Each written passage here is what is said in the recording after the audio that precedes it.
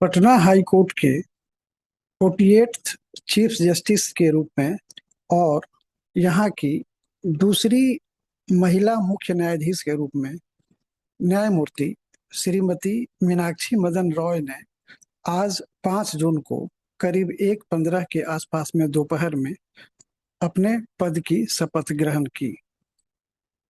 बिहार के राज्यपाल द्वारा उनको यह शपथ दिलाई गई और आप तस्वीर में देख सकते हैं कि राज्यपाल महोदय श्रीमती मीनाक्षी मदन रॉय को शपथ दिला रहे हैं। आप तस्वीरों के माध्यम से एक बार शपथ की प्रक्रिया को समझ लीजिए, फिर हम आगे बढ़ते हैं। आप देख सकते हैं कि ये पटना लोक भवन का ये स्थल है जहां पर शपथ के लिए व्यवस्था की गई थी।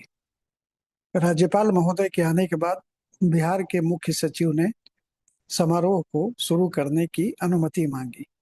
इसके बाद नवनियुक्त मुख्य न्यायाधीश ने अपने हस्ताक्षर किए पंजी में और इस तरह शपथ ग्रहण संपन्न हुआ। ये पद 5 जून 1964 को जन्मे श्री संगम कुमार साहू, जो कि कल तक पटना हाई कोर्ट के मुख्य न्यायाधीश थे, उनके रिटायर होने के बाद पद रिक्त हुआ था और इस पर नियुक्ति राष्ट्रपति द्वारा पहले ही श्रीमती मीनाक्षी मदन रॉय की जा चुकी थी। न्यायमूर्ति मीनाक्षी मदन रॉय इसके पहले सिक्किम उच्च न्यायालय में अस्थायी न्यायाधीश के रूप में कार्यरत थी। पटना उच्च न्यायालय के मुख्य न्यायाधीश के रूप में श्रीमती रॉय की जो नियुक्ति है वो राष्ट्रपति द्वारा भारत के संविधान के अनुच्छेद 217 के 1 के तहत जो उनको शक्ति प्राप्त है उसके आलोक में किया गया। जस्टिस मीनाक्षी न केवल पटना उच्च न्यायालय की 48th मुख्य न्यायाधीश हैं, बल्कि ये पटना हाई कोर्ट की दूसरी महिला मुख्य न्यायाधीश भी हैं। पहली महिला मुख्य न्यायाधीश पटना हाई कोर्ट की रेखा मनहर लाल दोषी थी, जो कि 21 जून 2010 से 12 दिसंबर 2014 तक, यानी कि 4 वर्ष 175 दिन तक इस पद पर कार्यरत रही थी।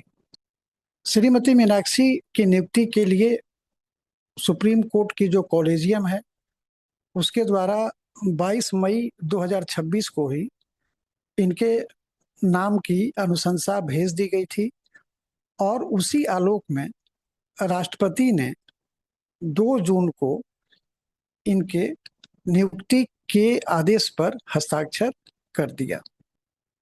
आइए जानते हैं न्यायमूर्ति मीनाक्षी के बारे में। इनका जन्म 12 जुलाई 1964 को हुआ।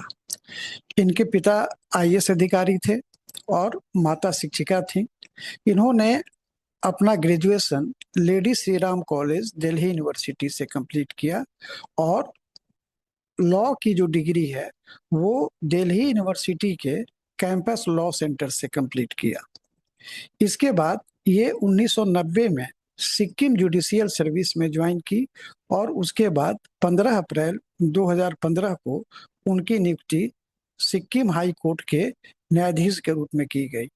4 बार उन्होंने सिक्किम उच्च न्यायालय के कार्यकारी यानी कि एक्टिंग चीफ जस्टिस का भी पदभार संभाला है। हालांकि जब वो 2025 में एक्टिंग चीफ जस्टिस का पदभार संभाली थी तो एक छोटी सी कंट्रोवर्सी भी सामने आ गई थी, जो कि उनके प्रेडिसेसर श्री विश्वनाथ सोमदर, जो कि उनके पहले मुख्य न्यायाधीश थी और थे, जिनके सेवानिवृत्ति के बाद यह पद रिक्त हुआ था और उन्होंने एक्टिंग चीफ जस्टिस का पदभार संभाला था। जब जस्टिस मीनाक्षी ने एक्टिंग चीफ जस्टिस का पदभार संभाला तब उन्होंने अपने पूर्ववर्ती जो मुख्य न्यायाधीश थे विश्वनाथ सोमदर, उनको जो सुविधाएं दी गई थी, सामान्य तौर से जो रिटायर्ड भी हो जाते हैं उनको एक आधिकारिक कार, आवास, चालक, ये सारी सुविधाएं दी जाती हैं। इन्होंने एक्टिंग चीफ जस्टिस के रूप में एक आदेश दिया कि उनसे ये सारी सुविधाएं वापस ले ली जाएं। हालांकि बाद में इस आदेश को वापस लिया गया और उसके बाद मामला सामान्य हो गया। ऐसा माना जाता है कि इस तरह के आदेश के पीछे शायद जब न्यायमूर्ति सोमदर चीफ जस्टिस थे सिक्किम हाई कोर्ट के, और भारत के मुख्य न्यायाधीश के रूप में संजीव खन्ना न्यायमूर्ति कॉलेजियम के अध्यक्ष थे, उस समय जस्टिस मीनाक्षी के सुप्रीम कोर्ट के जज के रूप में प्रमोशन का मामला बाधित हुआ था, और ये एक मुद्दा दोनों के बीच में शायद रहा था। और एक बात समझना चाहिए कि जो जस्टिस मीनाक्षी हैं वो व्यक्तिगत रूप से काफी विद्वान हैं और काफी पढ़ी लिखी हैं, और चूंकि वो सिक्किम जुडिशियल सर्विस से ही ज्वाइन की थी, इसलिए न्याय व्यवस्था के बारे में उनको बहुत ही ज्यादा नॉलेज है। तो उनके विद्वता का लाभ बिहार को मिलेगा, बिहार की न्याय व्यवस्था को मिलेगा, ऐसा हम लोग उम्मीद करते हैं। उनको बधाई के साथ आपको थैंक यू।